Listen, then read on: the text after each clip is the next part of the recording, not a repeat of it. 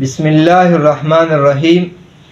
نننې ویډیو کې به ان شاء الله د اختر د منځ متعلق خبره کوو، د دې د مسائل د منځ طریقه، منځ په کوم ځای کې افضل دی، دا ټول خبرې ښځې منځ ته تلی شي عیدګاه ته که نشي تلی، دا ټول خبره به ان شاء الله نننې ویډیو کې وکړو. لومبۍ دا خبره چې منځ افضل په جمعات کې دی د اختر او کنه په عیدګاه کې دی. نو زما عزتمندو، د اختر منځ رسول الله صلی الله علیه وسلم همیشه لپاره په عیدګاه کې کړی دی، عیدګاه ته وتلی او یو پیرا بارانو رسول الله صلی الله علیه وسلم بیا منځ په مسجد نبوي کې خپل جمعات کې کړی دی. لیکن که بیا هم څوک په جمعات کې منځ کوي نو کولی شي، لیکن افضل کم ځای دی؟ افضل په عیدګاه کې دی چې موږ په عیدګاه کې څوک هغه منځ وکړو. دویمه خبره ده چې اختر په سهار باندې موږ پاسو او منځ وکړو، بیا نفل نه کوو، خوږ شی وخورو او په یو لار باندې اختر منځ ته لاړ شو او په بل لار باندې راشو او ځان سره په کلار کلار تکبیرات وایو.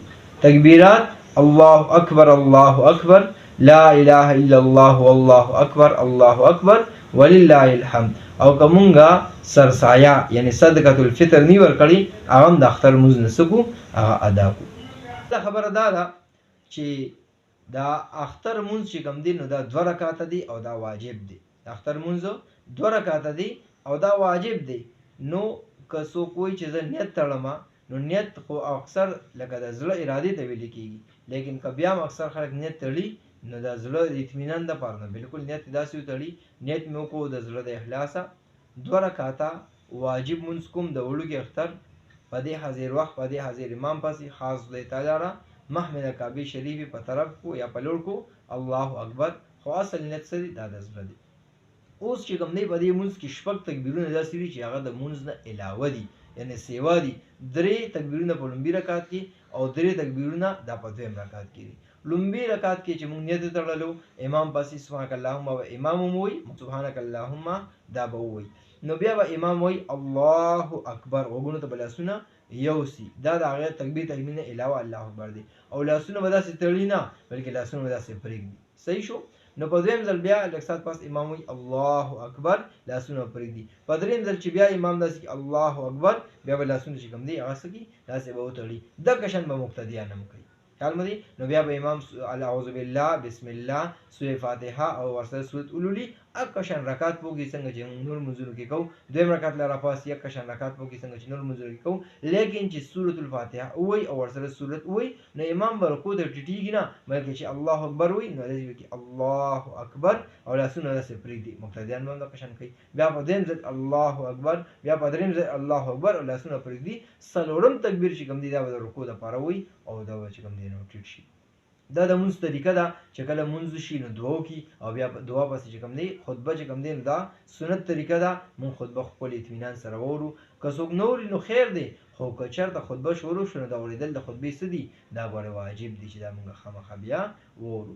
بله خبره پکې دا ده چې یاره ښځې چې کوم دی عیدګاه ته تللی شي او که نشي تللی، نو دا خبره یاد ساتئ چې ښځې څنګه فرض منځ ته جومات ته نشي تللی، دغه شان د اختر منځ دپاره دې عیدګاه ته هم نشي تللی. که څوک وایي چې رسول الله صلی الله علیه وسلم په وخت کې چې کوم دی زنانه به جومات ته تللی، نو دا یاد ساتئ چې بلکل تللی به منع دې نشته، لیکن اکه التزام د سړو دپاره چې کوم او چې ای نه راتله ګناهګارېده، دا د ښځو دپاره نه. ولې؟ د رسول الله صلی الله علیه وسلم حدیث مبارک دی چې د ښځو دپاره بهترین مساجد یعنی هغه چې کوم دی کورونه دي چې دی هلته کې مونځ کوي، در دې به څه دی بهتر، یو خوا د مسجد نبوي ثواب، بل خوا په کور کې مونځ افضل دی. نو دغه چې کوم دی دغه دی. نو چې فرض مونځ ته او بیا نن سبا کومه فتنه ده، یعنی د فتنو دور دی، په دې وخت کې چې کوم دی دا چې کوم دی لویه فتنه ته جوړېږي، نو په دې وجه ښځو له پکار دا دی چې دې مونځ نه کوي، بلکې دې کور کې چې کوم دی نو انتظار کوي او د عام مونځونه دې نه کوي، عام مونځونه دې په کور کې کوي. نو چې عام مونځونه دې په جومات کې نه کوي، په کور کې کوي، فرض مونځ چې کوم دی، نو بیا دا چې ځای کې چې واجب مونځ ته بار راوتل، دا چې کوم دی ښه خبره نه ده. اوس خبره دا ده چې د اختر مونځ مونږ وکړو، نو بعض ټایم کې یو کس راشي یاره د هغه نه مونځ شوي، نو که د هغه نه مونځ شوي نو بل جومات که نږدې وي، عیدګاه نږدې وي، هلته کې لاړ شي، هلته کې دې مونځ وکړي. او که نه مونځ ته شوي بل څوک شته نه، نو بس بیا دې مونځ پرېږدي، بس خبره ختمه، استغفار دې وکړي، دې خو قضا نشته.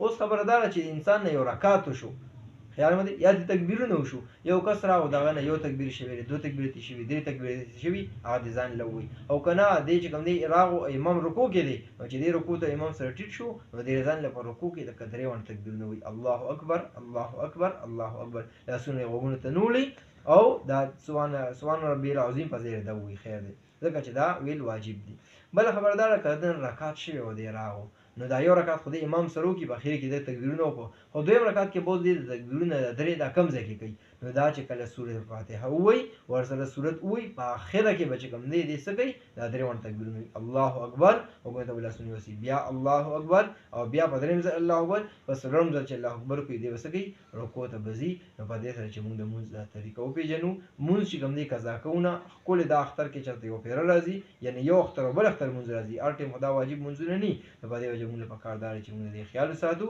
او دې موږ اداګي موږ لپاره عیدګاه ته لړ شو دا سنت طریقه ده رسول الله صم طریقه ده موږ دې ګناهونه ځانو ساتو چې موږ قضا کوو نه فرض موږ نه قضا کوو واجب موږ نه قضا کوو موږ دې اهتمام پکار دی